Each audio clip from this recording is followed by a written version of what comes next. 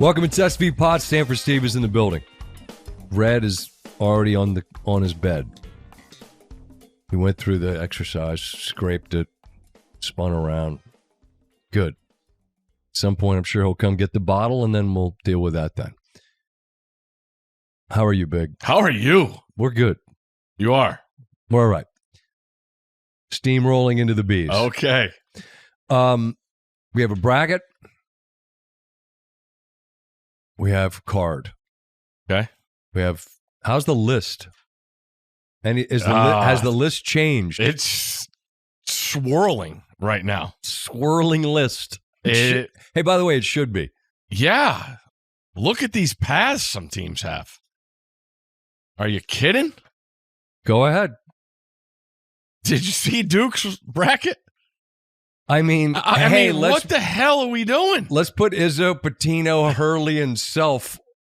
And by the way, Shire hadn't done it yet, but I think his coaching acumen's been on display. I mean, it's pretty heavy. Some pretty heavy hitters in the path. And I get it. We've done this forever, and it's just pretty crazy. But them being the number one overall, and you're like, all right, here we go. I'm like, oh, God. Ohio State's playing as good as they have all year. TCU is scary. TCU should have beat Michigan. Remember that game? I do. It was quite a while ago. It was kind of like the Kansas game. Yeah. Well, nothing was like the Kansas game was a big Monday. We followed. They had the lead in Fog Allen, but you can't beat them there on a Monday night. And TCU dissolved. They beat Florida. Correct. You know?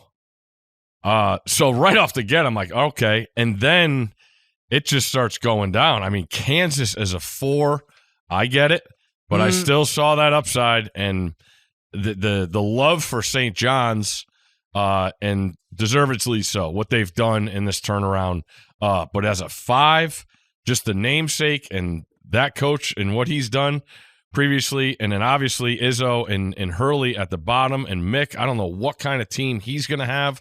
I thought they could have won that Big Ten tournament if they stayed healthy. The way they beat Michigan State. But that alone really sets up the thing. And I know they can't account for looking down the road, but the idea that you have 3 Big East teams in the tournament and 2 of them are in there. In the East. Like, what are we doing? I mean, it's my question. Florida might have to play Vanderbilt again. 2 games in. I don't understand how they do it. Purdue's got to play maybe Missouri in St. Louis. Well, Miami gets them right off the jump. What? Now, that's a 7-10, so, I mean, there's 4 other places to play. It's a 10 seed.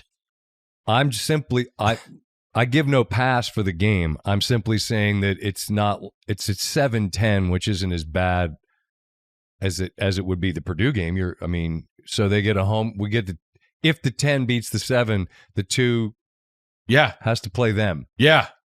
And their neighborhood. Like, what the hell is that? There's other sites. San Diego's on the list. There's all places all over Philadelphia. You let Missouri as a 10 seed. Reminds me of 99 when Gonzaga started this whole thing off. 2 seed Stanford has to play Gonzaga in Seattle. That was fun. Like, it's not that hard. Yeah, I don't get it. I don't get it. I don't want to. I mean, we're starting there because we're starting there. I think largely the good teams are heavily. I mean, the scales tip heavily in their favor to get to Indy. The other 3s, yeah. The other 3 1 seeds, I would believe that. There's no way Duke's making the Final Four. Here we go. All right. The last time we saw Kansas, they shot like 8% and scored 40-something points. And I get it. They're not going to have to play all these teams. Most likely Kansas or St. John's. Yeah. You're all right. Got Cam Boozy. Got one of the best players in the country. Yeah. Okay. I guess the big man's angst-ridden. Didn't love the bracket. An atrocity. And it's funny because it felt like who was mad about the bracket? Most people were like, we got Duke fan Steve over here, and he's in his feelings. They got the bubble right. Great. None of them deserve to be in. That's fair. What'd you think of the idea of how they made Miami of Ohio go to Dayton? Did you see that with the scrubbing? Yeah, I mean, what have I said forever? What is this TV show? I said I said this last week. They're going to go to the first four. I thought the explanation of the scrubbing, and I thought a good job was done of explaining the process. Mm-hmm. But then I'd love to know, for example, just 7-10. What are we doing with Missouri? Why are they there? In St. Louis. Well, how's that happen? Do I not understand this process? What did I think of it? I think two things can be true simultaneously. That we all love the Miami story for what they did, winning regular season games. They got beat in the first round by UMass. You know, you get in because you won all your regular season games. What are they, like an 8-point dog to an SMU team that barely got in? Mm-hmm. Well, that sounds about right. I don't expect them to win the game. Okay. Do you? I don't know. I'm just fascinated by it. You think they should be on you think they should be on a standalone line? Yep. Because why? They went through a regular season and didn't lose a game. I mean, that's true. And I think we've covered for months now the number of teams they tried to play, they didn't want to play them, and their schedule was their schedule. I do a lot of this talking out of both sides of my mouth. If you won all the games, you deserve credit for winning all the games. But that UMass game's been coming for 2 months. You keep messing around and winning by 2 against MAC teams. At some point, you're gonna lose, and that's why you're a dog against SMU. Mm-hmm. So you deserve the credit that comes with winning all the games, and you deserve the doubt that comes with pulling rabbits out of hats against teams that aren't in the tournament outside of Akron. 2-bid league. Shout out to the Zips. How about that game? Oh. Can I just stop for a second? Because we'll almost certainly only talk about this, and we should. But the Toledo-Akron game is as good as it gets. It's Cleveland packed to the rafters, and God bless Toledo. They're right there with a chance. You get a 3 from distance, you hit the back iron, and it's over. And so the Zips are in. The Penn-Yale game, phlegm on the call. Bula Bula's got it. They don't foul. And you got a guy, the path, I'm like, oh, yeah, that's who that guy is. Mm-hmm. TJ Power was a 5-star that went to Duke, then transferred to Virginia, and now is at Penn with Fran. You don't get a lot of former 5-star blue blood guys in the Ivy. He had 44. They don't foul. That game was incredible. And the Iowa State-Arizona game, you can't play better basketball than that. I just want to reference the games from last week. Yeah, I was going to do the bracket and then get to what we talked about this weekend. Okay, does that make sense? 1,000%. It's just those 3 games. Let's make a point to get back to. For sure. The Iowa State-Arizona game, the stat that blew my mind, the last 4 minutes of the game, the teams went 13 of 15 and 7 of 7 from 3. Basketball cannot be played at a higher level than that. And it was fucking Friday. Yeah. The point being the championships aren't played on Friday in the big conferences. So there was obscene stuff going on there. Anyway, that leads its way to the bracket and what we have. Steve's very upset about the East. Florida. Yeah. If they go to the regional final and chalk holds, yep, they play Houston in fucking Houston. Rematch. And Todd Golden likes to talk. Yeah. I'm dying. Where is he? I can't believe we haven't heard from him. I was scouring last night I watched the Utah State coach's press conference. He brought up the word atrocious for his seed line. Watch out, Villanova. You're going another one. Like we hear about this travel. Villanova St. John's. They're going out to San Diego to play. So I was listening to Parrish and Norlander. They were, the NCAA asked for more patience as far as travel goes. If you wanted to leave at 10, you might have to leave at 3. There's obviously a limited charter. The flight and airlines are a catastrophe. And Michigan and Michigan State are playing in Buffalo, and they're going to bus. You could get a charter bus, not together. But just the idea that Florida's a 1 seed and has to go to Houston, I don't understand that. Did you have a problem with Purdue going up to the 2 line? I'm just see if we can get a comment from Coach Golden on that, on the path. Oh, we'll just see. Purdue's fascinating. Purdue was a 7 seed in the Big Ten tournament and is now a 2 seed in the NCAA tournament. I will say this. When they had that group get together in Indianapolis where they go through the process. Mock selection committee? Correct. And Seth Davis was tweeting out about they have contingency brackets, and I'm like, that's the word. See how I got it right the first time? I got clarity. Lucid. And I responded to him. I'm like, look what they did to Michigan last year. It was an absolute joke. Michigan beat in succession Purdue, Maryland, and Wisconsin last year to win the Big Ten. And all 3 of the teams they beat were higher seeds than them in the NCAA. They didn't include what happened into the equation. And Seth Davis told me, well, they have contingency brackets. And then Norlander, who you referenced, sent me a text. He's like, yeah, you just got referenced in the room here. So I guess the folks there, maybe the NCAA people didn't like my comment. Well, I don't give a shit. I thought it was poor. I got plenty of comments for you, too. Yeah, poorly done. Bad. Michigan won the Big Ten, and it had no bearing on their seeding. And you could say, well, Michigan finished bad last year in the regular season. Oh, you mean like Purdue did this year? Purdue, after all that we talked about them losing at Mackey 4 times, why, add a 5th. They lost on senior day at home to Wisconsin. That's how their year ended. However, this is a team that started the year, as I recall, ranked numero uno. And they played to that ceiling. And on the way to winning the Big Ten title, they beat Nebraska, who falls to the 4. And they beat Michigan, who was in play to be the overall number 1. They beat them emphatically. So Purdue as a 2, if that's who they are, if they've figured it out, great time to figure it out. If they have, then that's who they are. They're absolutely should be on that seed line. And good for the committee for actually taking the fact that they won these 4 games. Was it Northwestern, Purdue, UCLA, and Michigan? Those are the 4 teams they beat. 3 are tournament teams. And they cook it into their 2 seed. What do you say to that? How the fuck is Vanderbilt a 5?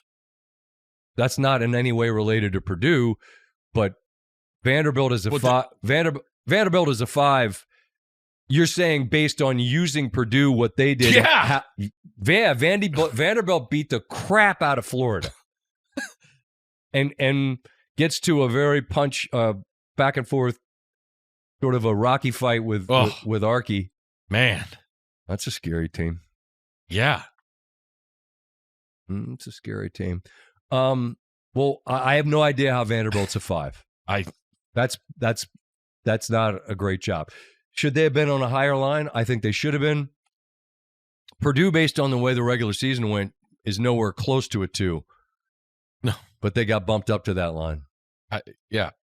And you watch the bracket shows, and everybody's trying to fill it out. It's really hard. I mean, when we used to have to do it, I just the immediate answers producers want, and you're just trying to rectify what time are the games, where are the games playing. It's really hard to do. But what happens is everybody what's the last time we saw Purdue look like? Oh, all right, yeah, their road. They got a nice road. St. John's, they look great. They did something. Everybody, it's just the hot picks, While we're on seeds, what do you think of St. John's as a 5? I don't think I just have a problem with them in the same region as UConn.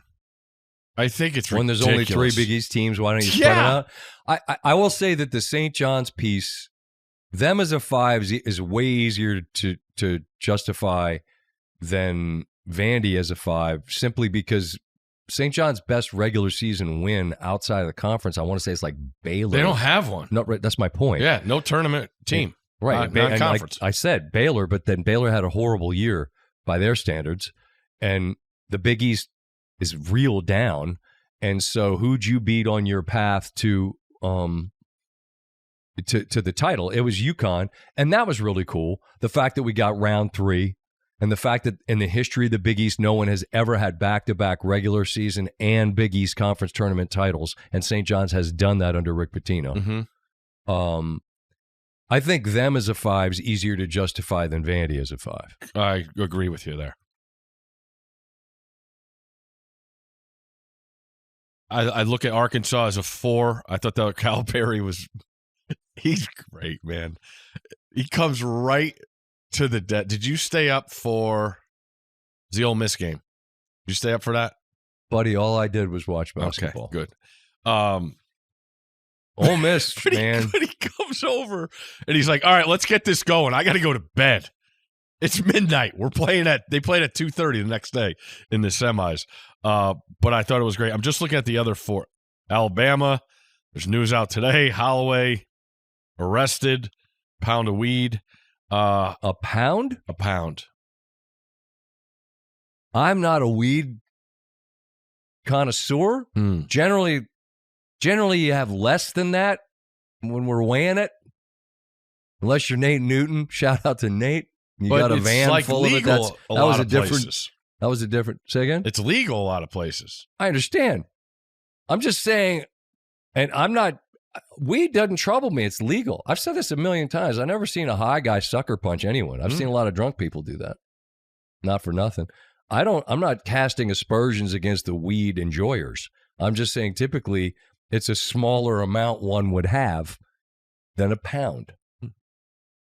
As I understand it. Hey, you want to go buy a pound of weed? I don't feel like that's how it's said. I don't know. The folks that smoke can tell me. Yeah, I don't know how that's going to work out. Iowa State, the 2, seemed like a popular pick, knowing what Michigan was, and I'm so bummed I didn't bring it up last week because I thought the Michigan injury with Kaysen is a big deal because I thought what made them was they could play the hot hand handling the ball. Now they just have to go Cadeau. We've seen Cadeau plenty of times at North Carolina. We saw him struggle against Duke and wasn't at his best, I would say, in the Big Ten tournament, but that's what you have and that's what you got. So Iowa State, again, last time we saw them, they are in a tie game, and Bradley hits the shot to beat them. What about Bradley, the way he looked at the end with the hand? With the thumb? That didn't look great. No, it isn't, and he makes it go, man. Yeah. I will say for a guy that in a Big 12 where it's like, how is he the Big 12 player of the year? I guess you could just say this right here. There was some question about how is he the Big 12 player of the year. Makes the best team go, and when push comes to shove, I got this, who's got next? You'll see his value if he's impacted with an injury. Yeah. That's concerning. Our Santa Clara got in, 10. Kentucky. Crazy. We talked about those 2 teams, and they play each other. I'm glad for Sendek and his guys. That team deserved to be a tournament team. So that's a trio of squads from the West Coast Conference. What do you think of Virginia as a 3? If you looked at their season and looked at their resume and who they beat, it was a little thin. Like they'd beaten a lot of teams, but it wasn't uber impressive. Like Carolina, before Wilson got hurt, went into Charlottesville and beat them. And that was concerning to me because I thought that's the kind of game you should win if you're ultimately a team that's on the 3 line. Now, against Duke in the ACC tournament final, against a Duke team that's down a couple of significant players to injury, although Boozer stepped up, not Cam. Mm-hmm. His twin brother. Really good, which was they needed. I was impressed by Virginia's ability to stay in the fight, take punches that could have knocked them out and didn't. And I mean, it ends up, it's basically one possession game late.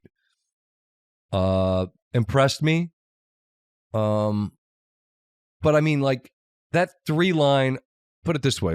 I look at who's on the threes relative to Virginia. Dags.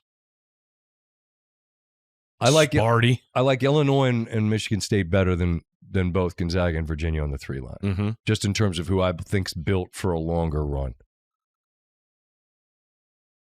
But Virginia did. They showed me something because when they went to Duke,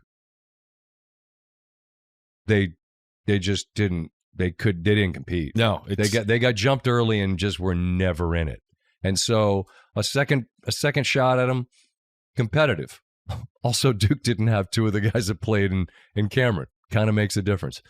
But that's what I thought of them is that they impressed me there. They showed me that they took a step forward. I don't know. I think their path in Tennessee is a second game. That's a lot to ask for, man. Tennessee's a weird team. Just ask them. They're a weird team. I look at the group and when I watch them play, I'm like, God, they are built. They're well built. They got everything I'm looking for. And then it's like, wait, they lost again? Lost a lot. That's how you end up on the 6th line with a for sure lottery pick and an SEC first teamer in Jacoby Gillespie. Miss you, Cobe. I mean, I feel like they underperform relative to what I've thought of them during the year at times, speaking of Tennessee. Yeah, I think it's a great matchup as long as we get that game. A lot of orange. But Virginia, like... Yeah, I'm not saying Wright State and or the winner of Miami SMU couldn't win. If seeds hold. I love Virginia's versatility. The guards are really good, and DeRidder didn't do anything. Nothing in that game. He was completely MIA, and you could see it in his face. He was super frustrated. So I look at them as getting exactly what they wanted. As we know, Coach Odom's had success in the tournament. I think they're a really dangerous team. They can make outside shots. I mean, Yensu, he blocked just everything. I mean, Boozer threw like 10 everything. Times. The only thing I would say is if Cam, you got a running start, just go for a dunk. Just go for a dunk one time. That's all. That's my only request. I tend to agree. He's a large human. Yeah, you're gonna get like you're gonna get tree fouled. trunks. You're gonna get fouled. Got to make your fouls. So yeah, shit, I meant to.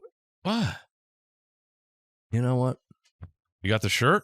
Yeah, hit Paul. Watch out! It might be the perfect storm outside. Not yet.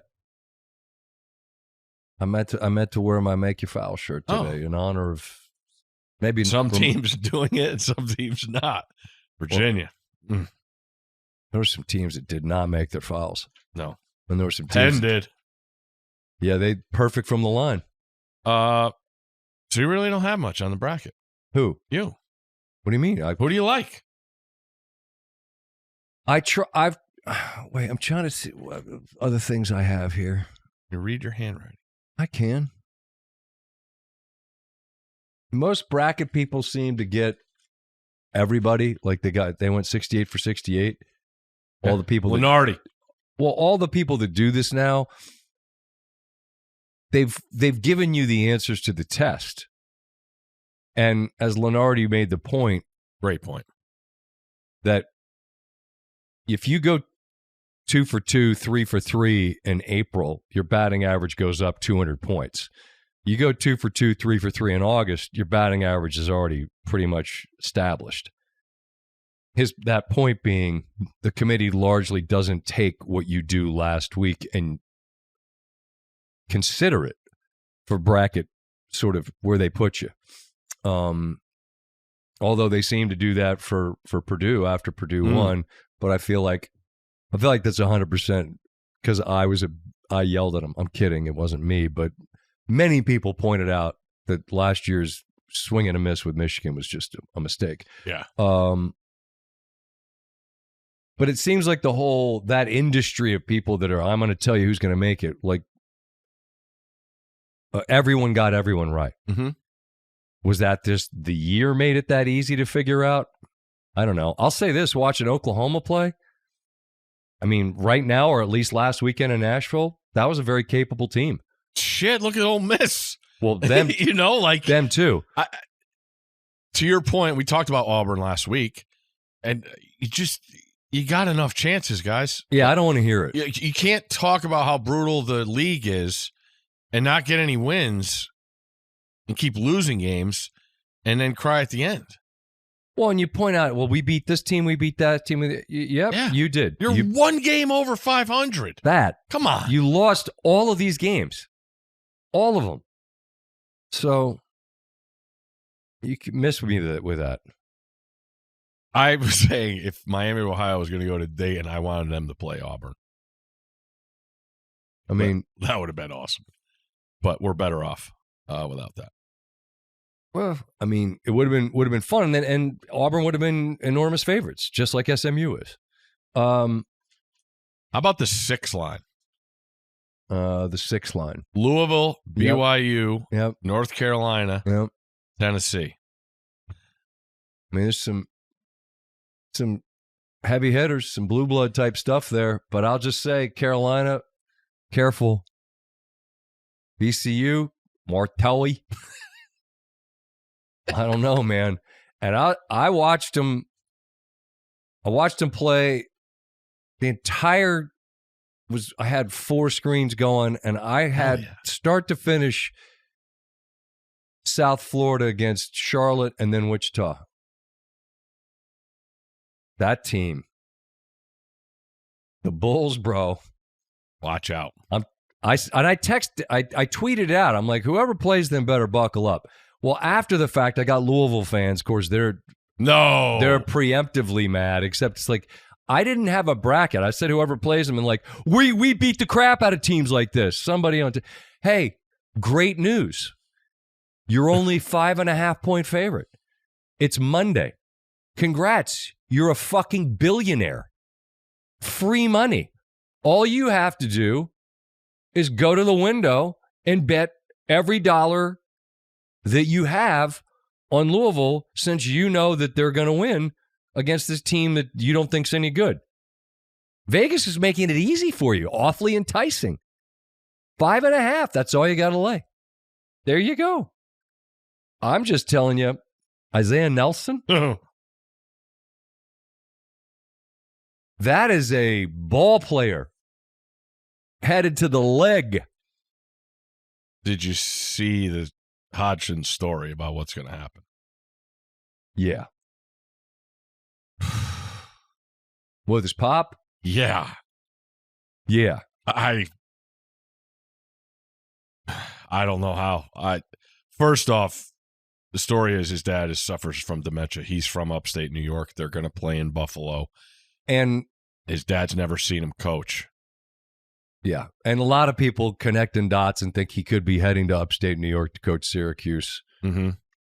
He's certainly coveted. You watch this team play and you understand why. Awesome. I agree. And you know what I love about him is he's hardwired in that, like, he's ready to fight for his guys. Yeah. I'm fond of that. Anyway, let's not derail the story about his dad who is battling dementia and hasn't seen him coach. And he's going to go to the game this weekend. And first off, if you've had to deal with it, it's brutal. I've had friends, parents, grandparents. My grandma was one of my grandma's greatest woman I ever knew, smartest woman I ever knew. Went to 3 colleges, got 1 B in her life, and the end of her life she was, dealing with that, which I found to be as cruel a circumstances as anything I've ever encountered. Because it doesn't make sense. And it's just so sad because you see what that person was before and they're not that person. Correct. And the hardest thing about that is that it makes it really difficult for you to remember who that person was before. That is the cruelty of that. That's the cruelty of that, is that it clouds your ability to see past it. And thankfully, with some time, I just smile and remember the woman that my grandma was, as fine a woman as has ever walked planet Earth. I don't know Hodgson's dad, but no.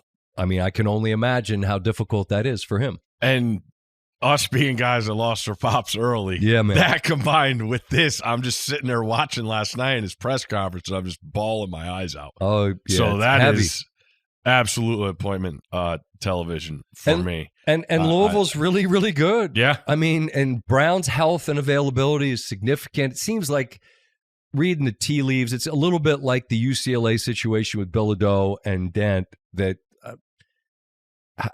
UCLA, give them credit. They battled Purdue, by the way, without Dent in the second half and without Bilodeau, but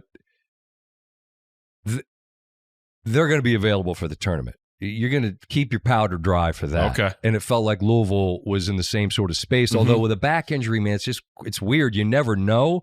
I hope Louisville has all hands on deck, because he and this incredibly loaded freshman class is high level. They're totally different with him. Yeah, Maybe when you add the guy that made the Team USA go, you're going to be different. Like we've seen Kansas beat Arizona without Wiggins. I'm sorry, not Wiggins, without Peterson. Yeah. You know, Louisville is not capable of that without their best player. And to your point, you talked to everybody that was on that USA team. He was the guy. So that's a huge factor. I believe that is Friday, 150. 150 TNT, Louisville, South Florida. That will be appointment television. Agreed. How do you think it went down? Speaking of UCLA, when Mick realized he has to fly to Philadelphia to play in the NCAA tournament, I can't imagine it was fondly received. Oh man! I mean, you know what, my man, you're in Westwood, and I know that that's pretty nice part of the world to be. I get that it's a pain in the ass being in that league and all the travel they got to do. I saw an absurd stat about their record in games not in the California time zone. But I give them credit. They went, and after what happened with them in Michigan State in East Lansing, they took that trip to Michigan where they got beat by about 30 in Michigan, and then it fell apart against Michigan State, threw out his own player, then had the post-game presser that he then apologized for. They beat Michigan State, and I don't know how he's going to feel about going to Philly, but I like his team. I love his team. The more I've watched him, Dent became the guy they paid all that money for late. It's hard to do and maintain while you're in it, and he's talking about the travel and his schedule the whole time, but look at his teams every year. That year he made the Final Four, if you want to say COVID, whatever. That team was legit, and he had them playing their best ball at the end of the season, and they get beaten a buzzer beater to go to the national championship game. Baylor was a wagon that year, but still, that run was incredible. Amidst all the chaos, they were super impressive. They were an 11 seed. They were playing in Dayton. Just the idea of referees knowing their schedule, and usually I believe when you get to a site, they pick you from the pool for the next set of games. Mm-hmm. So if you're a referee going to Philadelphia and you are fortunate enough to coach or referee in the next round's game, you possibly have the chance and opportunity to referee a game with Mick Cronin on one side and Dan Hurley on the other. Buckle up. That's referee suicide. Well, you just come out, set the tone early. You get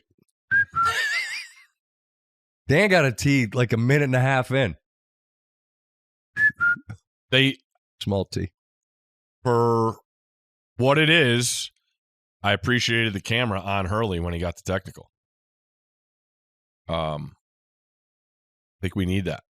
Too many cutaways. So there's that. But well, you're talking about potentials like that. The thing that I found myself last night looking at most, the coaches in the East is preposterous, and the path that you describe. It's really hard in a year where it feels like the scales are tipped heavily in the directions of the strong teams, as the spreads point out. Mm-hmm. I mean, we got a bunch of 20-point favorites in the opening rounds. There's some potential incredible bangers for like Sweet 16 games. Oh, because as I watched this week, and I watched Vandy beat Florida the way they did. Vanderbilt shot the absolute snot out of the ball and played great. Not the worst thing, I would think, for Florida to take one on the chin so that you just hit the reset button. All right, win our next 6. They can. Michigan, you point out the injury is significant. It's impactful. Yeah. It changes. They look totally different. They truly do. And you think, oh, we're not talking about Cadeau's the starter. You're right. But Purdue's also built experienced and big. And they decided, all right, we're going full battle gear. We're going to make this a Big Ten game. And Kaufman-Wren made every shot at the rim. That's a big deal. Ball went in the bucket. Clough was great too. Clough's the guy who, if he's going to be that, yeah, that changes him. He was excellent throughout that tournament. Anyway, the point being, as I'm looking at who can beat these teams, the one team that I haven't seen play a bad game or a game where they look like vulnerable, I've seen them lose, but I haven't seen them look vulnerable, is Arizona. I feel like that's the team who is most consistently lived closest to who they are, which is what made that Iowa State game just breathtaking to watch. Whew. Otzelberger's team's ability to keep eating punches and then throwing haymakers back was unbelievable. And then Bradley beat him. But you got to be uniquely constructed to go against that front court, I think, with Pete Okpara and Kribas rather. Kribak's my buddy. Shout out Jeff Kribak. What I love is, I said it on the show the other night with you, they don't care who scores. They don't. And you saw Burry's, what was it, the Iowa State game, he struggled. Then he comes out in the title game and balls out against Houston. That's what I love about him. Pete is kind of like he was the guy early on, dominated against Florida. Right out of the gate, very first game, you're like, oh, that's what he's going to do? And also, I'll bring it up because I watched it and no one talks about it when they lost to Texas Tech. He got hurt. He didn't play. Right, for several games. He didn't play in the second half of that game. And you have the player of the year, in my opinion, Toppin just going to work. So that's one of their losses where they didn't have a huge piece. By 2 at home. And overtime, I believe, too. Yeah, I think you're right. So the Bradley injury's big for me. I mean, he came back in the game, but he wasn't the same guy, and they still won. So and that's, again, to all the people. You talked about Duke's injuries, Michigan's injury, Florida getting punched in the face. How do they react? And Arizona with the Bradley deal. And then you look at the teams on the bottom. It's Iowa State is just playing as well. Houston, I still believe in them. I really think they could go. I mean, if we get Houston, Florida again. Well, that's what I was kind of alluding to. And what I'm just trying to ask myself, who can beat these teams? You're convinced Duke can't get there, but everybody's knows. You're not. They're fine. They're fine. That was a fun text thread to be on Saturday night. Well, people don't like that team around here. You think? We're all from here. Not even in their league anymore. You didn't go there, but you just decided that you're one of them, so that's fine too. Mm-hmm. You chose that life. You get what you get. Okay. Valid point. I'm talking about people in the path. Like Florida losing, I just saw it. Michigan losing, I just saw it. All right, well, who can beat Arizona? Well, I'll tell you what. Don't know if we're going to get it, but Arkansas, Wisconsin is an absolute banger of a game that you get second game. Now, could High Point win? Could Hawaii win? Sure. We've all seen this movie before. I'm just telling you, that Wisconsin team, and I assume they get Winter back, but their shot-making ability, they're down 15 to Illinois. That's fine. We'll just keep pulling. Boyd, Blackwell, we're going to score. We'll be good. Or Rapp. I'm just going to make 6 threes in a row. Their ability to not go away because they make shots, given who they once were as a team that scored like 40 points a game, is amazing. But who Acuff is and their athleticism, their front court is just have fun with them. One of those teams potentially is who Arizona gets in a Sweet 16 game, and that would be awesome if that's what we get. Yeah, about Arizona. Okay. I just want to bring this up because if I'm Arizona, all I am doing is staring at Wisconsin as the 5 seed. We both lived through those amazing Elite Eight games where Arizona could not beat Wisconsin. And those were the Sean Miller teams. You want to talk about pros. They had everything you wanted. And 2 straight years, they put them in the same bracket. Another thing I have a problem with. But when you look at that, I can't think but not help. That's all you're thinking about because that's been the team to not be able to go to the Final Four. 2001. I'm going to give you a list of teams that have something in common. Okay? Wichita State. Wait, Steve's list of teams with something in common. That's a shitty tease. Sorry.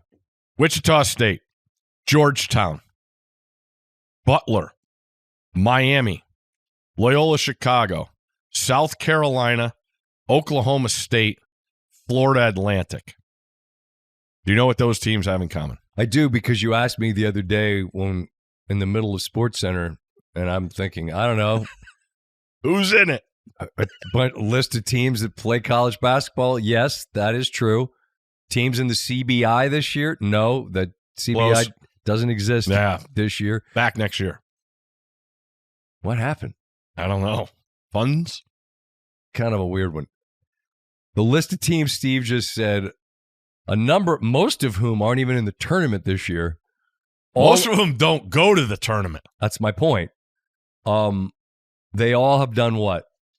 Been to the Final Four more recently than Arizona. Bear down, Arizona. Bear down, red and blue. Hit them hard. Let them know who's who. Can you fathom that is a true thing? I couldn't when I heard it, and I'm like, oh shit, that's what happened. They have the most pressure. Got to get there. They have to get there. And by there you mean Indy. I mean the title game. Indy changes fine. that stat. Final Four. Yes, you're right. I would agree with that because this is. All right, think of Michigan. When you think of Michigan, I think Big House before I think anything else. So do they. I mean, they're quite a proud football group. You don't need to ask them, they'll tell you. But basketball, they have a very proud basketball tradition as well. Florida's the same kind of thing. I'm married to a Gator. I mean, our basement's got a whole lot of stuff up of the one time Maryland did it, which is right around the time Arizona did. Gators have won 3 titles since then. Football's still what drives that group. Obviously, Duke's Duke, brotherhood, etc. So Duke is clearly a basketball-first institution.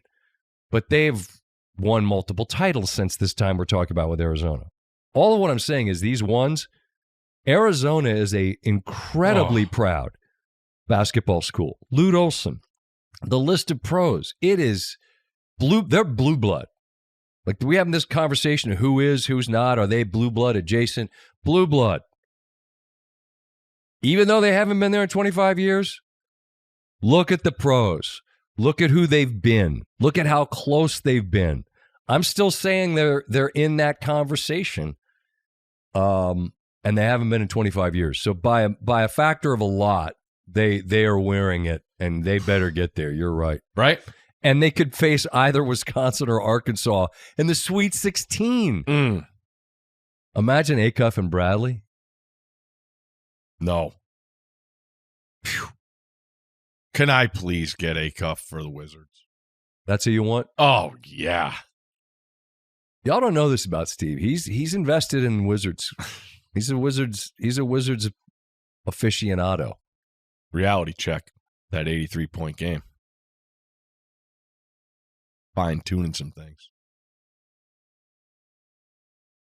About that, just as a quick aside, I said on the show that what happened at the end, like, it was farcical. Because it was. The game stopped being a game and it turned into what it turned into. And initially I'm like, this is just, what are we doing? And then I thought, you know what was farcical first? The Wizards. They gave up 43 in the first half. You're not trying to win games. That's farcical. Before anything else. And once you surrender 43 and a half, from there, it's whatever happens, happens. And I realize what happens after the fact is people have a certain feeling for Kobe, an affinity for him. The fact that he passed tragically, I think, only magnifies that. And so people remember things, you know, what he did against Toronto. Like, Toronto wasn't great either, and he got 81 against them. But it's just all the conversation of why people didn't enjoy or wanted to pick holes in what Bam did, and Spoelstra and Miami going, they went Conor McGregor. I apologize to absolutely fucking nobody. Fine. No apologies necessary. So that was the 83-point game. 83 is a lot of points.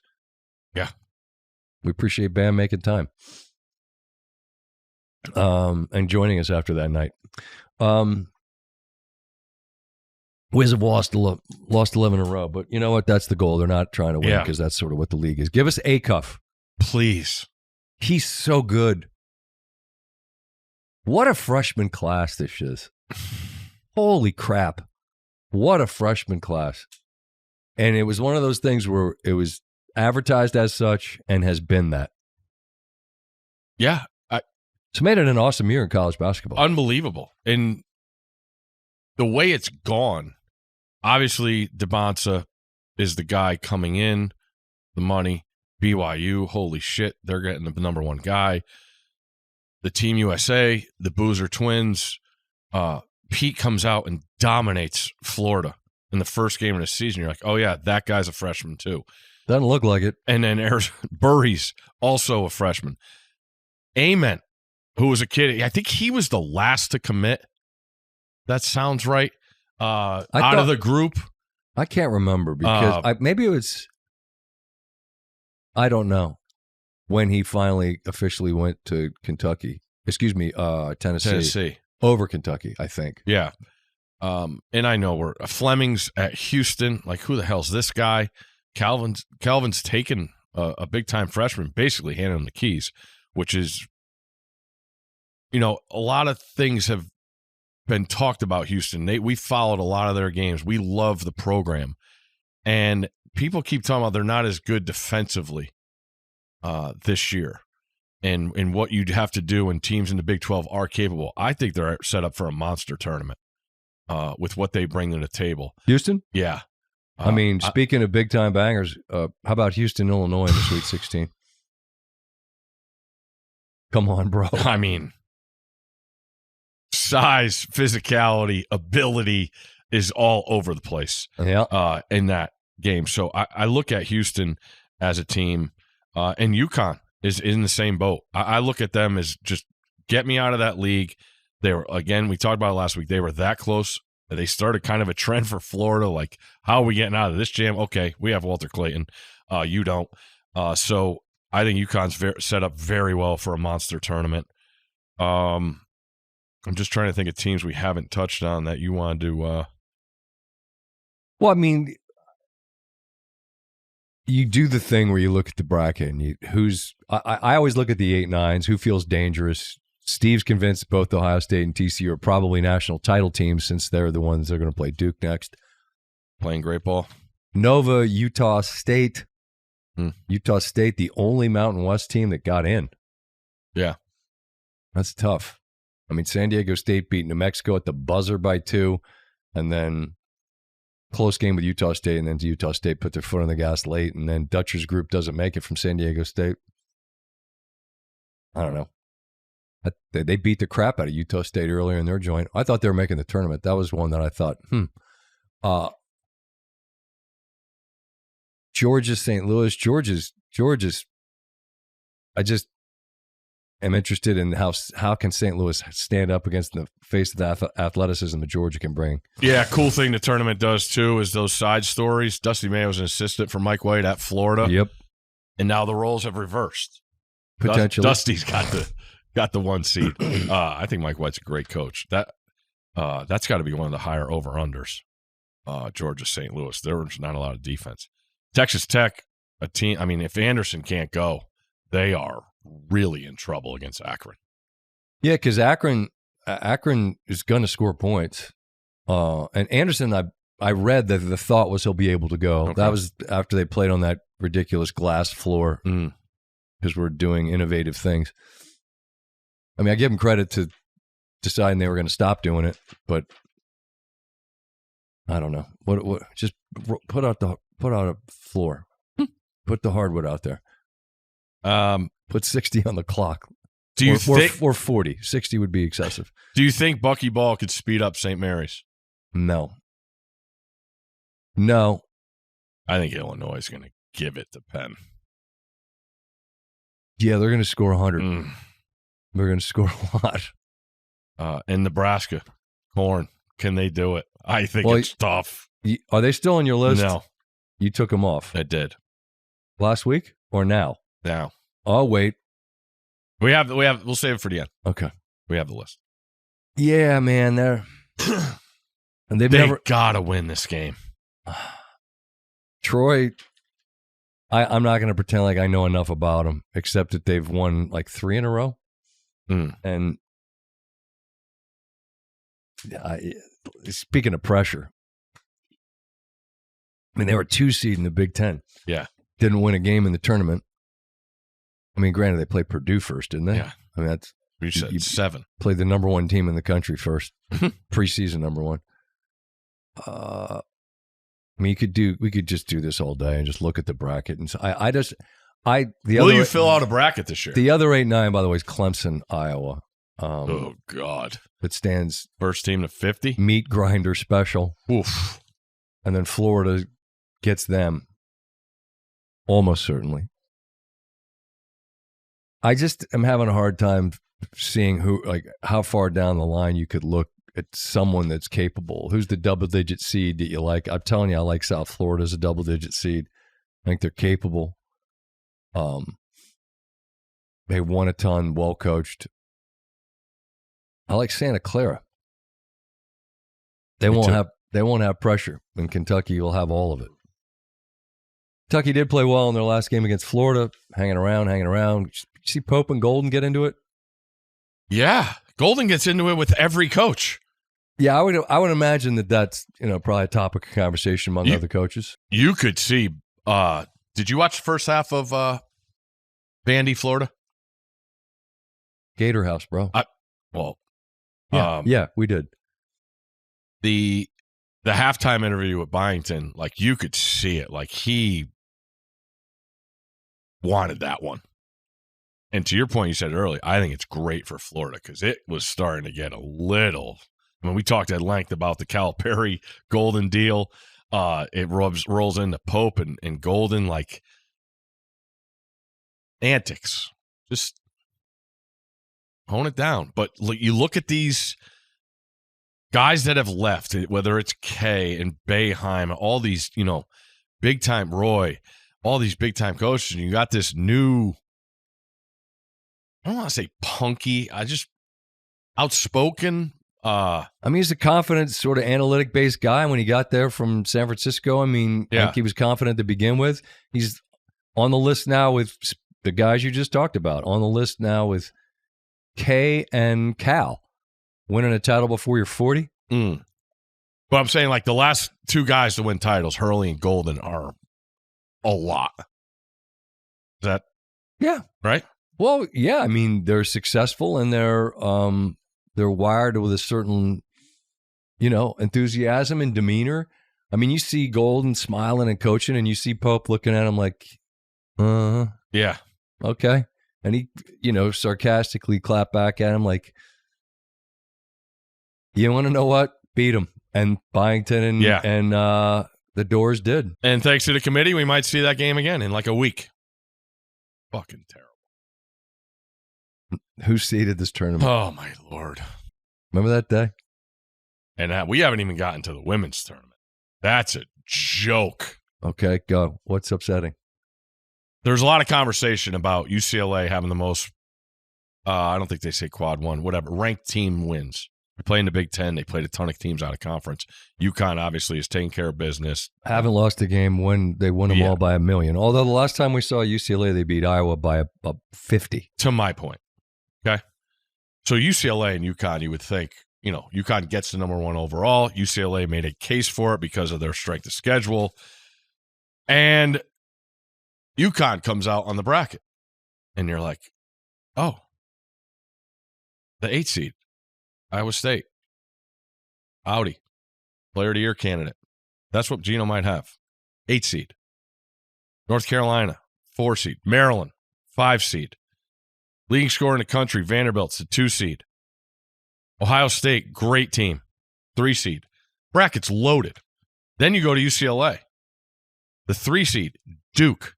ACC champs and tournament champs. The best 3 seed by a mile. Michigan got the 2 seed in Texas's bracket. To your point, UCLA just beat Michigan by 50. Iowa. They beat Iowa. They beat Michigan before that. Well, they beat Iowa. Iowa got a was 2 seed too. Iowa was in the Big Ten tournament. They're in South Carolina's region. So UCLA comes out. They got LSU, the best 2 seed, the best 3 seeded Duke, the 4 seeds of Minnesota, who's in their conference, another joke, and Ole Miss is a very good team, is the 5. Like what they did in that tournament seeding process is a joke. When you look at these teams, like Duke played LSU. We're gonna have that as a Sweet 16 game out of conference. Move some stuff around. But UCLA and UConn by far have tougher roads to the Final Four than South Carolina and Texas. Put South Carolina and Texas in the Final Four for the women. Speaking of, we'll be there. Bam's going out. Final Four, Phoenix. And boy, did the frowns come out when we saw UCLA and LSU in the same region. Because that means somebody's favorite team is not going to be in Phoenix. So trying to explain that to a 12, 9, and 6-year-old. It's tough. Here's what's great, though. Last year was Greenville, wasn't it? South Carolina? SEC. That was SEC tournament. I understand that. But last year, you guys made a pilgrimage to the SEC tournament. This year, you're up in the ante. Yeah. Going to the Final Four. Still need tickets if anybody could help. I mean, if we've learned nothing. Like we've talked about here. Our people. 1 year I said I needed some of those lime and orchard things. We needed a drug mule. Yeah, we missed those this year. Where's our connect? Where's the plug? Where's the plug? We need the plug. We need the lime and orchard donuts. Well, my point was we said we needed it. Maybe this year I just didn't say it. And someone brought us a pallet of donut holes.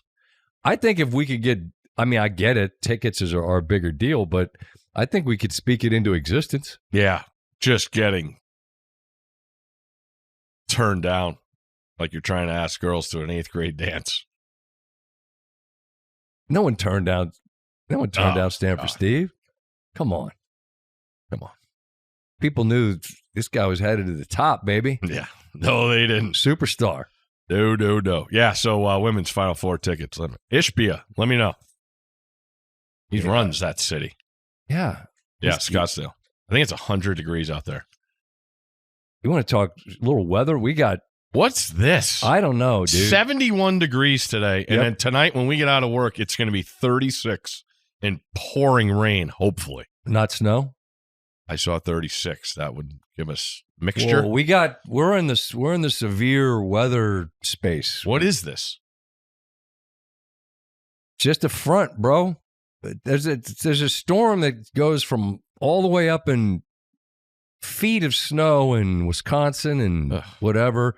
And then there's this big dangly ass line of storms associated with it that they're for several days out. They said it's going to be bad here, so not ideal. Who was on it first? The NAM? GFS? Yuki, NAM, GFS, King Euro. I don't know. I think just the National Weather Service. Doppler? I mean, we just got diagrams with good, bad, and worse, and we're in the worst. It looks like an infection. It does. And we're in the zone that's really infected. Oozing pus. Get that betadine.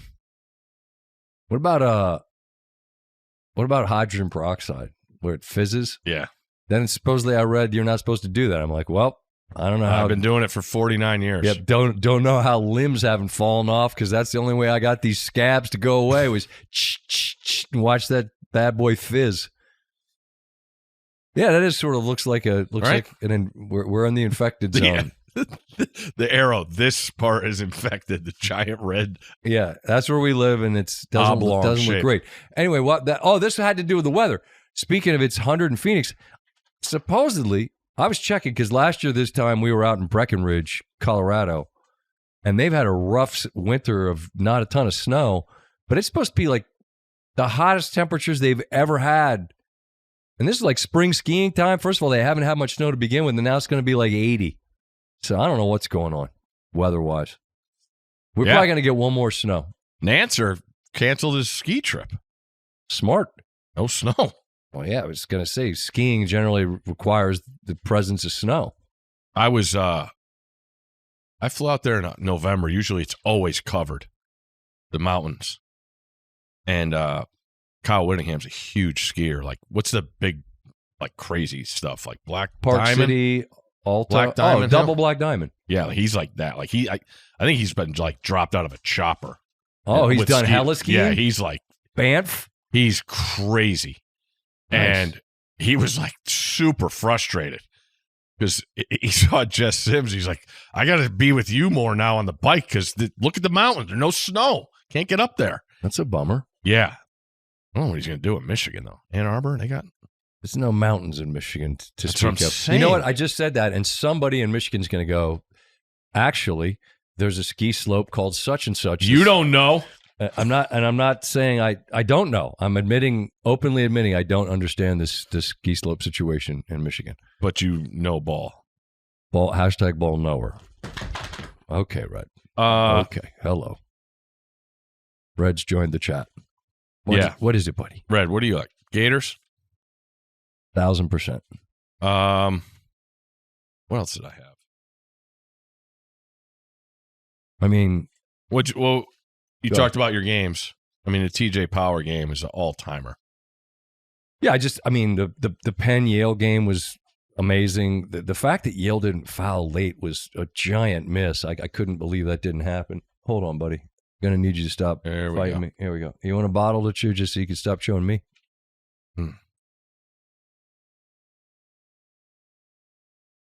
Okay. Here we go. Ready? Go get it. Bang. All right. We'll just deal with the noise. Yeah, we're fine. It's fine. Come on over to your bed. Did you stay up for Utah Valley? Cal Baptist? Yeah, there was a missed alley-oop dunk that would have tied the game late. Maybe you had. I'm just going to say this. I was watching it early. I mean, there was some action where you'd go from the Big 12 to the Big East, and it was kind of jarring because one was played at a slightly higher level. But when you go from what you're watching to that game, I'll just say the first half between Cal Baptist and Utah Valley, it wasn't exquisite basketball. No.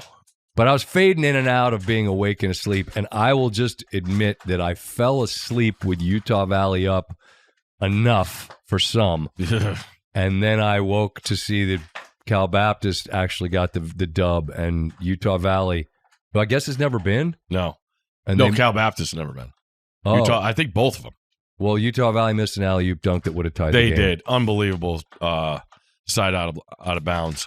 But that Dominic Davis for Cal Baptist, I think he ended up 7 of 25. 5 of 13 from 3. Let it fly, Neek. So that means he started the game 2 of 10 because he made his last 3-pointers at absolutely critical times. Utah Valley was up 6 with, I want to say, a minute and change. And you're like, feel good. Going to get there. And this little man, Dominic Davis, I can't wait to see him against Kansas. Because Self's going to be like, look at this guy. City of Compton, represent. Yeah. Oh, yeah. He's got it all. Compton, 5'10", 185. Okay. The ultimate green light. Like, it is going to go up a plenty. That's fine. And I remember Self a couple years ago when we had the rims and net situation. He had to play buckyball when Bucky was at Samford. Like, that went down. I mean, I think buckyball had a shot in the air to win or tie the game, and they miss. But Self's got to be like, man, I'm trying to get my roster situated. And he's got watching Dommy D go to work. So that's 4-13, which will be really fascinating to watch. My Idaho Vandals got there. Really pumped for them. Their men's and women's teams made it. They are up against it. They got to play Houston, I think. Yeah, that's going to be a problem. But good for the Vandals. Did you watch the first half of St. John's UConn? It was on one of the 4. So yes, but I mean, I don't know specifically what you're gonna ask me. I may or may not know. The lack of whistle, physical. It's just too much. I mean, Reed and Zuby were murdering each other down there, and then the first foul they call is a flop on Zuby, and that kind of sets the tone. When that league, there's not a lot of pros. I would put it up with the least amount of pros I've seen in my lifetime that league. It's not a good league this year. Two things can be, it's the old 2 things can be true at once line. I've said about a million things. Like the Garden, March, Friday night, Saturday night, nothing like it. Fanta, everyone loves them. How about these new soliloquies he's doing? Mid-court at the Garden, off the cuff. And just delivering the goods. If you love the sport, I mean, you just give it more right here in the veins. And I texted him, I'm like, bravo, brilliant. I said, look, the league's not good this year. No. And I mean, you can love something, understand that, again, the Garden, March, nothing like it. True. Also, the league's not good this year. Because it's not. True. I mean, who's a pro on UConn's team? I was thinking Solo Ball, but he has not played well. And who's the pro on St. John's? Ejiofor? I love him. So do I. I love him in college. Correct. I don't know his role at the expanding. Could he shoot it well enough to be a pro? He's going to have to. And there'll be guys that make rosters, but that's a difference between particularly UConn, who has lived in the lottery space for the longest, and Nova's had a ton of pros, and obviously St. John's has a proud history, and Pitino's bringing it back to the 4. But it's just not a good league this year. No, and UConn cuts it to 7, just a bloodbath of a game, and that obviously I've said it's the best. And it was as good as you could get because then you got everybody involved. Now the UConn fans they're ready. They had nothing to cheer about. No, but now they've been waiting all day and they see a path. And it was there, and then credit to St. John's overtaking it, and they roll. But there wasn't a good game in that tournament. And as I'm watching it, to your point, you're flicking to the Big 12. Even the ACC games were great. The SEC games were incredible. The energy. We got to go to that. Let's go to Nashville. Okay. Plug in for a Friday. Are you kidding? 4 games, and you get it started earlier. 11 a.m. Eastern. What's that Hasselbeck's until he kicks us out? Then we'll go to Herb Streets. There we go. Or start at Jimmy Herb Streets. Sexton lives there. Come on. I don't know if he likes me. Oh, really? I don't know. Last spring we got a little sideways. Oh. Okay. We've had nice chats ever since. Yeah. He may not. He probably doesn't even remember me. But I'd say we got accurate. We got good options there. We got good options. Oh yeah. And the ball. I've never been to that town. Really?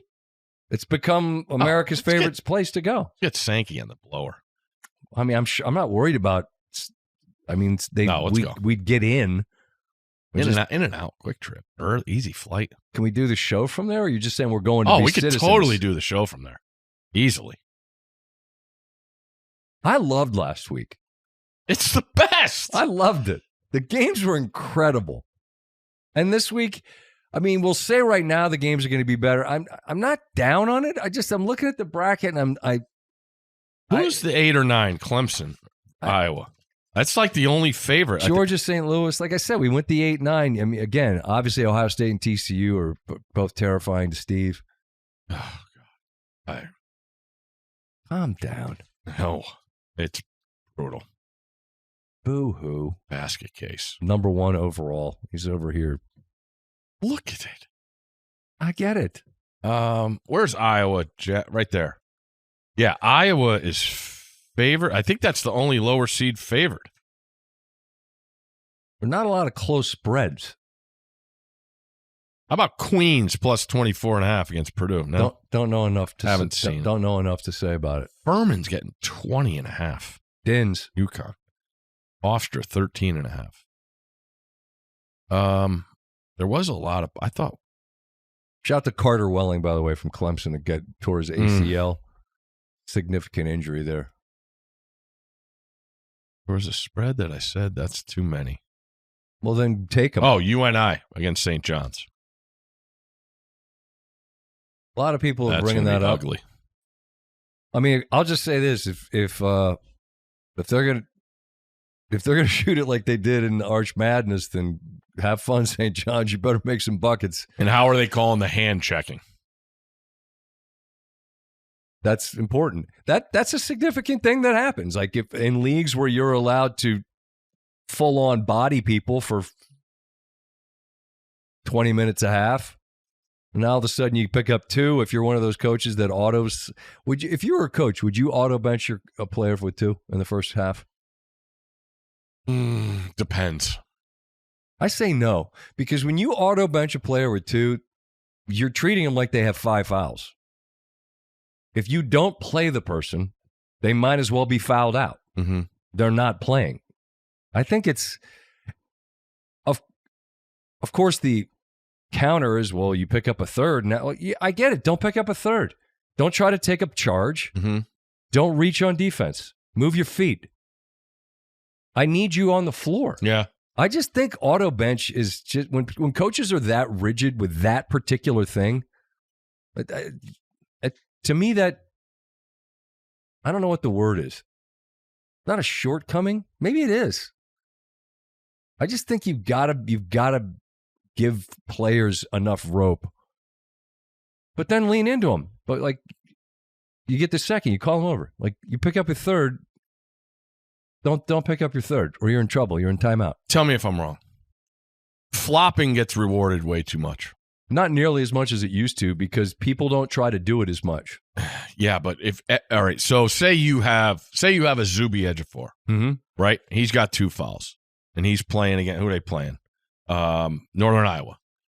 Every guy that guards him on the block is going to flop when he gets the ball as soon as he turns his shoulders. And now you're just leaving it up to the whistle. Well, I play on. Would be my. I totally agree. I'd say play on. Well, my least favorite thing that happens, and you're making the point. You have a brawl. Say it's Purdue, Michigan. Say it's St. John's, UConn. And guys are leaning. Mm-hmm. I'm talking leaning. And then I'm timing it, and Correct. You're backing in. And I'm on defense, and I'm timing it. And the second you spin to that left shoulder, if you're right-handed, I'm going down. I'm going to flop. And if you're an official and you call that, that's terrible. Because what you're doing, the Oscars were last night, all right? You're handing out a statue and saying the award for Best Actor goes to whoever just took the flop on Trey Kaufman-Ran or Zuby. Because for the 30 seconds prior to you falling down like you got hit in the head with a shovel, you were bodying him backwards. Now the minute he spins, you're suddenly, you go down. That's terrible. Play on. I'm totally with you. It happens all the time. I've said forever, the start of the season, just call it a block every time. Guys will stop doing it. 1,000%. And then just, but then if I'm not going to call that, then here's what I'm going to give you, defender. I'm going to let you lean in. The principle of verticality. Yep. You can't put your arms like this, but I'm going to let you body him. I'm going to let you body him. Yeah. Guy goes up to shoot. I'm going to let you lean into him a bit within reason. Mm-hmm. And I'm not going to call that. But I'm also not going to give you a reward for falling down like that. Because that's not the sport. No. That's like you're going to see it here. That's like soccer. When the guys sell it and they tumble like they were shot by a sniper. It's not in the World Cup, dude. You going to be World Cup, Steve? Heck yeah. Love the World Cup. You don't know ball. Oh, I definitely know. I know a good run, though. Do you? Yep. Do you know about a culture? I know goalies. You hate them. We'll Steve see. Hates a lot. I reassess. No. I tear it down and build it. I scrub them. That must take a while for you to scrub what you hate. Goalie's going to take a while. You're going to need one of those magic erasers. Yeah. Those things work, by the way. You know why? Because they take the paint off. But it's okay. The Sharpie mark on the wall will go away. Yeah.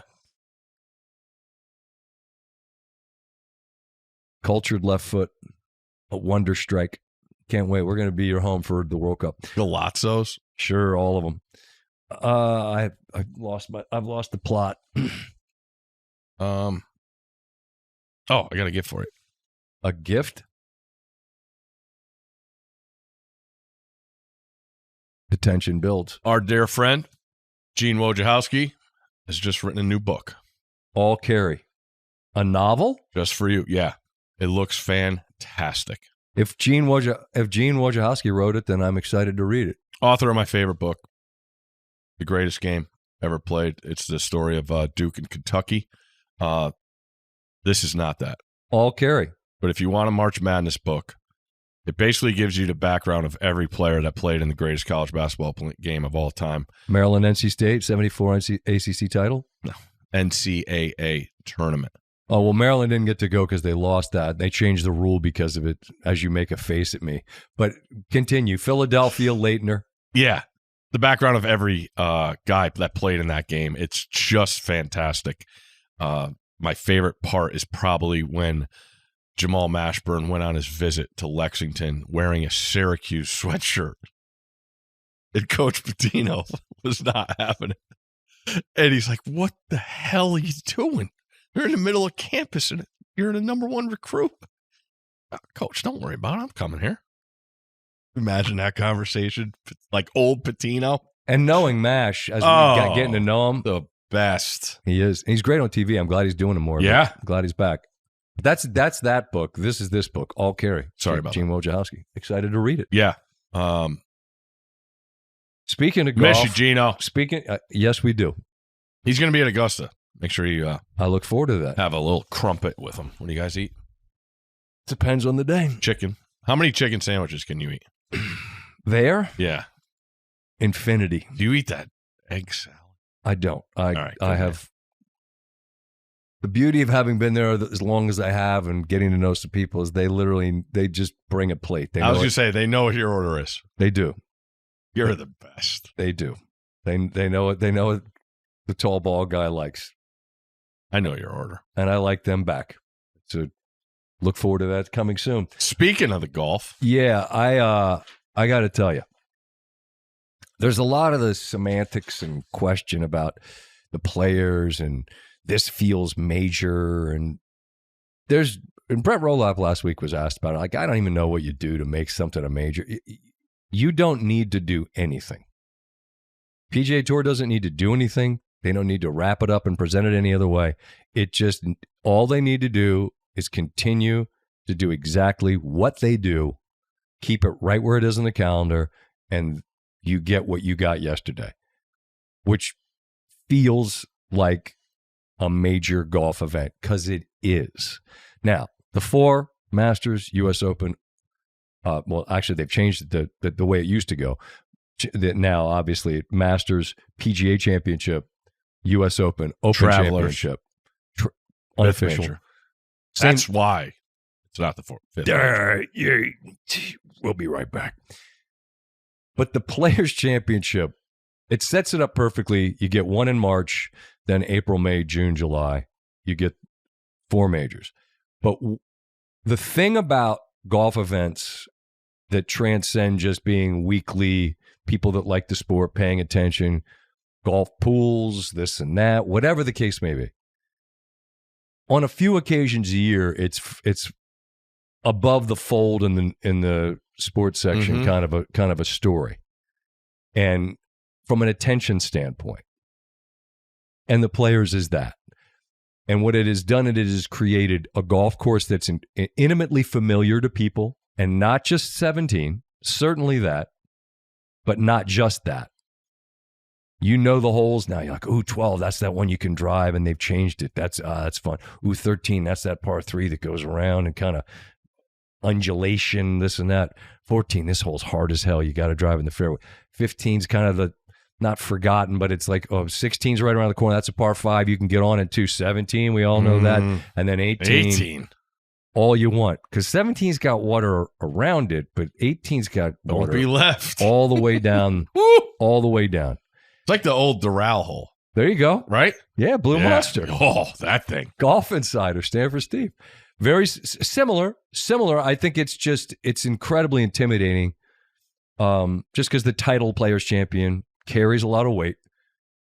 And so what I'm saying is I think the new Commissioner Rolap's doing a great job with what he's saying and what he's not saying, which he's not begging people to say this is a major. It doesn't need to, no one needs to say anything. It doesn't need to change a thing about what it is because it already feels significant enough, right? And if you win that, well, yeah, you win a shit ton of money. What did Cam Young win? 4? Oh, God. 4 or 5? Big number. But there's a level of prestige that comes with it that's significant. People know if you won that, where I've due respect. Does everyone remember who won Travelers? Out by Groton, they do. But globally, I don't know. So my point is this, the event itself has done the hardest thing to do, which is reach that people know when it's coming. They pay attention to it when it happens. They can visually remember what the golf course looks like. And then locally down there in the Jacksonville area out to Jack's Beach, it's a thing. It is a big, big deal within the community. And so it's going to be supported massively, enormous crowds. 17 is a scene unto itself. Got everything you want.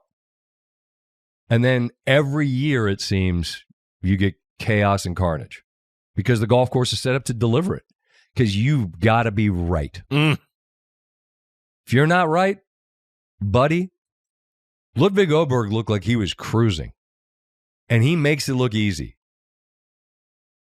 Just this tall, thin, impossibly handsome guy that gets up there, doesn't fiddle around, like looks at it and fire. And then all of a sudden he gets wobbly, and buddy, you get wobbly on that course and you'll fall down. He said, I lost it quick. That happens there. Couple of water balls, and the next thing you know, you're up 3. Oh, wait, I'm down? That was stunning. I thought we were going to see, hold on. I know the golf course, so I wasn't engraving the trophy, but I was excited to see him play a great round of golf on Sunday and win. Felt like it would be the next step for him. And now we get a chance to see, all right, how does he rebound from like a misstep? Because he's not the first guy to have it go wrong there. Oh, look at the board. I mean, everybody had their chance. Well, my point is, look at the last 3 weeks on tour.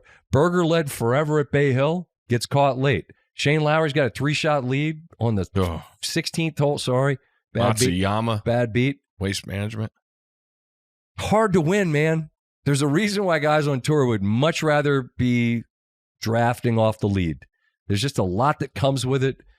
It's a 4-day event, 4-act play. You got to sleep 3 times, be the same guy every day. It just doesn't happen. There's a lot that's cooked into these tournaments. So he's not the only guy that's seen a lead get away. But there's probably more eyeballs on you here than there were at the other events. No offense. I just look at like JT. He's great. Hey, when you come back from an injury, don't start it at Bay Hill. I thought that was a great line. But he comes out 68-68 right there. 72-72. Like can't get over like a guy right there and just can't pull the trigger. And then you have fluctuation with all these guys. I mean, Xander's putt on 18. I'm like, that, like if we get another disaster, he was right in position. And shout out to Xander. Thank you for acknowledging the camera that's watching you as you're watching the finishing groups finish. That was awesome. God, I love his personality. But yeah, Oberg, man, that's a tough one. It is. Say like as stoic as you could be, and no, and he stood there and took it and showed up afterwards and explained. Yeah, it. He spoke after the round. Appreciate Loved that. It. Thank you. But it's an awesome scene, and Matt Fitzpatrick puts himself in a position potentially to win, and then there's a whole lot of European representation. Canadians? Yeah. That's a new guy. I gotta do some research on the lefty. But it became USA, and Fitzpatrick what did said, he say? He's like, oh, he goes, you gotta, like, that was tame compared to Bethpage. You got to come to New York and get on their level. He wasn't put off by it. But Cam's demeanor, man, served him really well. I mean, I'm getting to what he did, because all of what we're describing, this scene and an event that carries with it a certain gravitas and weight, and a golf course that you know that is very taxing and very penalizing if you're not just right. This dude, down one on 17, and it's an island green, and that whole location is over there on a sliver of the green on the right-hand side. And he feathers that sumbitch in there to 9 feet 7 inches. Trajectory was ideal. Can't hit the putt with a whole lot of pace because that green, and all the greens are swift. Bucket good. We're now tied. And then, you want to talk about let him hang? My man stepped up on 18T. And if you're not a golf fan, I don't know that I even need to describe it to you, but it's a par 4. There's water down the entire left-hand side. And he steps up and absolutely hammers a drive. Now, I'm thinking, this has got to be the longest of the day. This might be the longest of the week. Yes, but also not just that. Since they have had the stat track era, which goes 2004, so more than 20 years, Cameron Young's drive on the 18th hole, which was 375 fucking yards of pure, gorgeous draw into position A, is the longest that has been hit on the hole. Not on a Friday afternoon trying to make the cut. I'm 2 under, the lead's 8. Not at Needwood. All due respect. Falls. Easy. AKA the club. 18th at Sawgrass, tied for the lead. And you step up and absolutely emasculate this hole. And Fitzpatrick hits it, and he was hammering it all day, too, because the driver's become a real strength for him, and he's sneaky long. Powerful driver of the golf ball. He hits it out of position and did a great job to scramble to give himself a chance at a par putt, but he just misses. It's not like Young made birdie from where he hit it, but it doesn't matter. With all the pressure to step up and hit back-to-back shots to 9-7 on 17 and then 375 on 18. That's who this guy was rumored to be. And I say rumored to be because when he came out from Wake and he started immediately contending, and people are like, oh, he's going to be a star. Buddy, I've been at it for a long time in the game. There have been a shit ton of people that get handed the cap that says future star. It's not always easy to get the future part taken off. Like what Ohio State, what do they give you? They put when they take the black stripe off the helmet. Well, when you get the future part taken off the hat that says star on tour, it's hard to do because this is a really difficult sport, as we're describing. Hard to win. And for the longest, he was like, when's he going to win? When's he going to win? Well, he finally did that. But now this is the next step in the progression. To win this way on this course, that stamps him in a very different way. Big boy stuff. Can't be bigger. Neck hair, just collar open. All male. I mean, he looks like the kind of guy. Punish that ball. Like he's like a Homer Simpson guy. I think if he shaved, I think he could grow a beard. Him and Scheffler. I was going to say him and Scotty Scheffler would be a fun contest. All right, you shave Monday. Who has a full beard quickest? Love it. Cameron might have it for breakfast on Tuesday. Look at that neck hair, right in that tension. Yeah, he should go cashmere, get a little Mitchell action, and get like a 4-button jump and just let it unfurl it. What's up? Look at me. Impressive as hell. Oh, it was awesome. And it was a fun watch because can be hard to watch. Wreckage, and if you can avoid a little bit like NASCAR, if you can avoid the big one, come out clean. But you got to drive to find that space, man, and Young certainly did. I think I'll be interested to look forward to seeing him at Augusta here in a month. Because I just legitimately ask, we tend to say that something like that changes how you view yourself. To be who they are, I don't think he has doubts, right? You don't go to sleep Wednesday night going, boy, I sure hope I can shoot 70. No, you exist in a different headspace that I'll never know because I don't have it. But to win that way and to hit those two shots when you absolutely had to have them, how does that change what you now know about yourself? I'm sincerely curious about that. Look at Xander. He had never won a major, and he never changed what he did. Bingo. Didn't change what he did, and said, I'm just going to keep playing the way I play. Went and won at Valhalla, had to make a birdie on the last to beat DeChambeau, and then what did he do the very next major he played? Or, no, excuse me, Nope. It wasn't the very next. It was the last major that year. It was PGA's May. Open is July. He went and won the Open. So we went from having no majors to 2 in one summer. Wouldn't surprise me if Cameron Young has the cheat code unlocked to go out and win big time stuff. He already has. Yeah, plenty of game. Plenty of game. Observation. Smiley Kaufman and Fletcher Lawyer are twins. Ooh. Put a hat on them both. Identical. Wow, that's an amazing call. Identical. Have fun with the edits, Jack. You could do it. That's factual. I hadn't thought of that. Find the hat. There was a very funny picture, by the way, speaking of Fletcher Lawyer, of Braden Smith and Lawyer with the trophy in the Big Ten championship as freshmen and then as seniors. And Smith, I don't know if he could grow the full Sasquatch, but he's got it obviously now. He's got the full beard. But yeah, Fletcher Lawyer and Smiley Kaufman. That's more than like doppelganger. That's like a Matrix thing, I think. Yeah, that thing Wags started on the Golf Channel where he's hitting the shots that the guys come across. I watched Smiley do it Friday. Mm-hmm.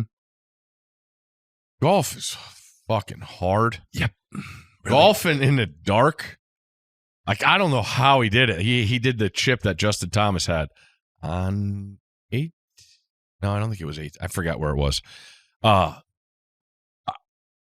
That's creepy to me because I can't golf for shit, but golfing in the dark and him trying to do it one shot, you get one swing live on the show.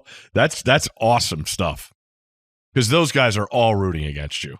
Lerner, Randall, McGinley, they're all, yeah, go ahead, try it. And you're like, man, I got one shot at this. It's dark. It's great television. 30-something, God bless. Jeez, probably 30 years ago? Come on. 96? Probably around then. I did a Golf Channel. I did a feature on, there's a blind golfer. It was amazing. And just to watch him hit the shots. And I was like, my gosh. And I just said, man, I wouldn't want to play you for money. He goes, you wouldn't want to play me at night either. I was like, what a line. What a great line. Yeah, you wouldn't want to play me at night either. Like, I got you. Yeah, no, it's that obviously Wagner sort of like created the thing it's and so good. Continuing. Yeah. Well, and they do a great job. Lerner and Chambly and McKinley and the whole live from they air it out. It's great. Well, if you love the sport, I love when they go deep and have the bandwidth to do it. I mean, it's the only sport you do, and you're hardwired to cover it well. So they had a great breakdown of Scotty off the tee. Yeah, I mean, pushing it. It was interesting to see. Chambly was like, this doesn't look the same. The thing about Scotty, and again, to be clear, Chambly was not concerned that he wouldn't figure it out. He's Scotty Scheffler. He typically does. But that's the best player in the world. Correct. And it just speaks to how you can get out of sorts in this silly game, man. It's so minute. And it struck because the question was asked to Scotty, did you find something out there? And he's like, I didn't find anything. That would mean I'm completely lost. I'm not lost. So it was like you could tell. And then like him hitting the driver in the rain after the round, which is another thing that I can't tell you how much I appreciate of how many balls those guys hit after a freaking round. Seeing that, like when we go to the PGA and you're like, when the set's right out there and you're just like, we're at the range is the back, and you're like, there's so-and-so still hitting. Well, and I appreciate what Scotty's saying. You're not lost, but you're also not out there on the range in the rain because you've got your swing grooved either. You're trying to and feel the thing, because that's really what golf is it's a feeling. I think the best instructors are about that. It's not technical. It's the way something should feel. What's the guy's name? Legend. Well, there's the guy I saw, this is also Golf Channel days, Jimmy Ballard, legendary guy, and he got up there and said, look, I'm not going to hit you with any technical or anything. He's like, this guy couldn't turn the ball over. He's like, it should feel like this. And then it should feel like that, and then it should feel like this. This dude hit it, and Jimmy had him swing at it, hit a beautiful little draw. Jimmy just looked at people, and he's like, that's about all I got. People started cheering. But the idea is how something should feel. Yeah. What's Scotty's guy's name? Oh, Randy Smith? Yeah. Texan. Come on now. That guy's a legend. The thing I love about Randy is he has the Texas handshake. Oh. A lot with of people a club in his hand. But there's a lot of different handshakes. You could dap a guy up when you're familiar, right? A little of this, give me the hug. Maybe you want to go maybe more formal. You just make sure you get a good grip, whatever else. But then there's the Texas shake. You look down it. But hold on, when you get it, it's back and forth. And I'm looking down at my hand, and I'm like, the hell are we doing? I'm used to an up and down sort of a thing. Mm.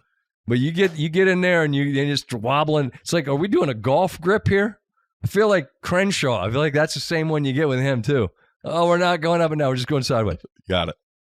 I'm from outside D.C. I don't know if I'm doing it wrong. Just tell me when we're done. I'll let go. I'm just going to wobble. I'm going to hold on tight until we're done, though. Oh, you're not letting go. No, but you know what I'm talking about? Yeah. It's like, you ever get that one? Very Southern, I feel like. I don't know. I never thought about it until I just started talking about, like, you get it.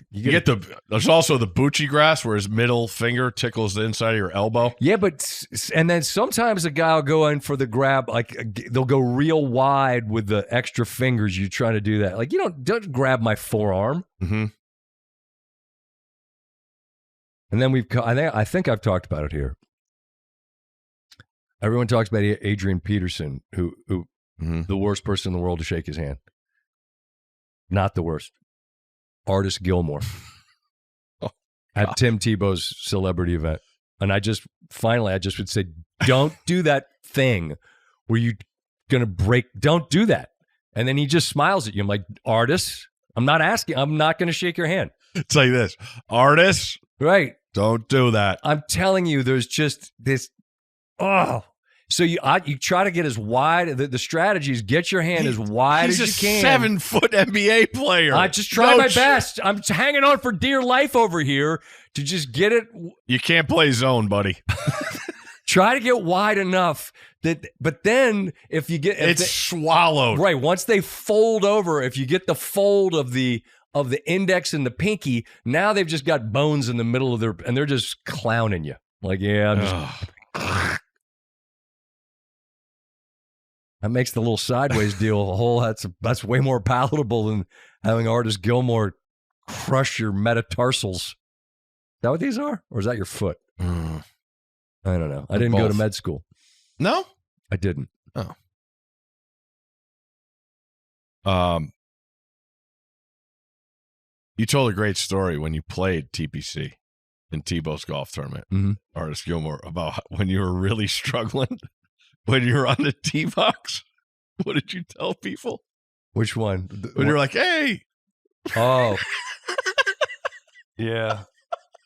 Because I still have that. Like, everybody's talking about the course, and every time it's just like, oh, yeah, this fairway got sawed off. This green is totally different. We chopped that. And I'm thinking about you out there. So I'm playing in Tebow's event. And it's not going well.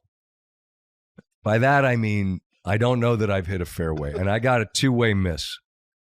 And when I get a two-way miss, I'm smother hooking it because I'm getting quick, or I just delay the delivery because I'm quick, and now it's wide open, and it's not a slice. It's not a shank. It's just like it's 100 yards that way. And so there are lots and lots of people, and this is an embarrassing scene. So I'd get up, and I'd get over the ball, and everyone's looking, and the cameras and shit, and I'd be like, whoa, hey, Tim Tebow, hey, is that who's that? Look, hey. And people would turn in as fast as I could, I'd swing. Swear to God. I would just do the, hey, what's that? It's like a little kid. You could get him with, hey, what's that on your shirt? Point down, hit him, get him with that. And that's what I had to do. Because it was that bad. That's all I think about the whole weekend is these guys are playing the course. I'm like, oh, Van Pelt. 15. Van Pelt teeing it up on 15. No, 10. 10 for 10? Sure. 10 was a bad one. That's a long 18. Particularly when you're playing like absolute butt cheeks. I mean, there's nowhere to hide. Nowhere. And you're if it's a golf course that's going to magnify a fractional miss of the best players, imagine what it does to a double-digit amateur who's on the struggle bus. That's nowhere to hide. Yeah, that's where golf is just evil. Because you're not finding it out there either. No chance. That's tough. And those people just keep watching. I had an excuse. I had a broken hand. I shook Artist Gilmore's hand and he broke it. You guys, if you saw me, you're like, wow, he sucks. Did you know his hand was broken? Yeah. I did not know Artist Gilmore, one of his nicknames was the late sleeper. That could mean a lot of things. I don't know. My man had a massive ultra perm. What's up? Hands. One thing on the way out. Okay. We graduated to something at home that I've been thinking. I don't even know if you have. I haven't asked you. But the oldest got a cell phone. Breaking news. Phone number. Texting with the friends? No, they've had a device with the messaging. Sure. You know, Wi-Fi only.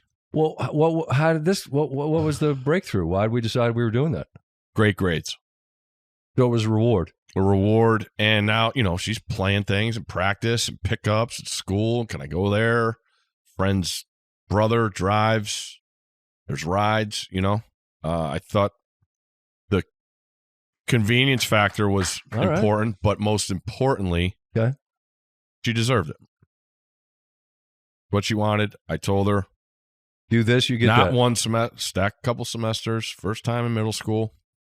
So, yeah, I love that answer. She deserved it. Good for her. Are you there? We haven't yet, but I mean, this is a great discussion we can have because we're trending in that direction as well. I mean, daughter got all A's, and I was like, you should be really proud of yourself. And I said, here's what I want you to understand: that you're a really bright girl, but you're also developing great habits and a great work ethic. And I said, somebody that's really bright, that has a great habits and great work ethic is unstoppable. Great things happen.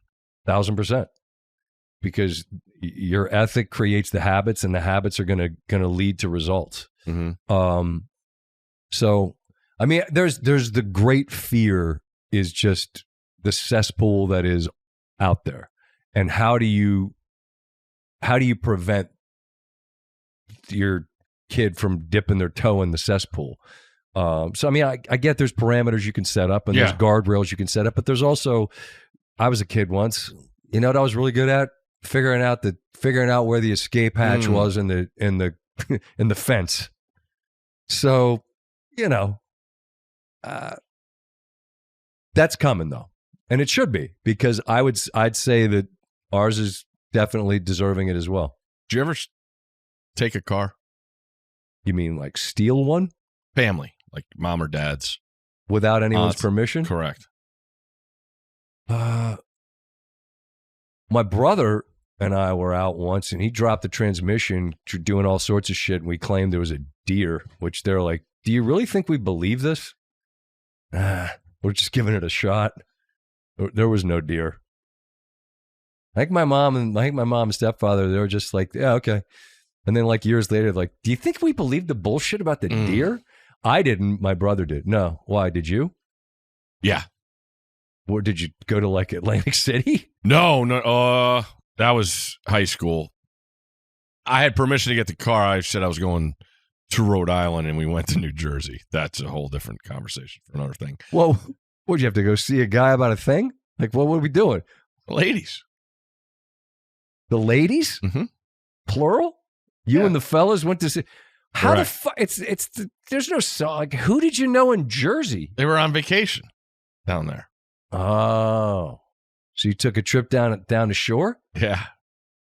How long were you gone? I think like 48 hours. Slept in the bed of the truck in a church parking lot in Wildwood. Started raining.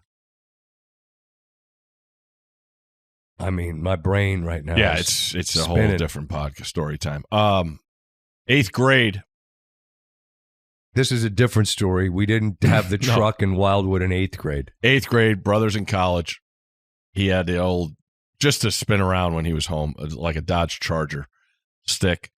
And I used to go home for lunch. 2 buddies used to always come to my house. We'd eat lunch at home. And basketball game, one of my buddies had forgotten his uniform. But during lunch, took the Dodge Charger. Scared as hell. Still remember seeing him like in the mail truck and thinking it was a cop. And I'm like, oh my Lord. Here it goes. I mean, it took 2 hours to get to the lead of today's stories. 8th grade Steve stole a Dodge Charger with a stick to drive to school to get... No, drive to my buddy's house to get his jersey during lunch. Got it. How far away was your buddy's house? Probably like 3-4 miles. That's a long-ass trip for an 8th grader on a stick. Buddy. How'd you know how to drive a stick shift in 8th grade? Always. Dad. I mean, were you smoking a butt? Driving down? Did you have a Schlitz tall boy? Did not. Were you listening to Foreigner? No. Fog Hat? No. I mean, I still, like, to this day, seeing that mail truck and thinking it was a cop, I was just, you see a white, oh, man. What a story. Were you one and done after that because you were spooked because you saw the mail guy? Yeah, no doubt. Man. All right, so here's what we're going to do. We're going to need some more details about the Wildwood. Oh, God. Truck sleeping in the rain story, who these ladies were and who the trip was with. Red's eating a bottle. I got to pee. I've been sitting here for 3 hours. Yeah. I'm going to go. You all can go. Who's winning the tournament? I wanted to ask you. Bear down for Arizona. So I was going to ask you, better chance of happening. West Coast time zone team wins. First time since 97 or since 2000. The Big Ten hasn't won one. West Coast. Yeah. Because I like Arizona that much. I worry it's too public. Might be. I would go Florida. All right. You got to pee. I do. I have to pee. I'm starting to do that thing where I'm wiggling around, but I'm so mesmerized by 8th grade Steve and a Charger. I cannot get over that story. More to come on that. Scared. All right.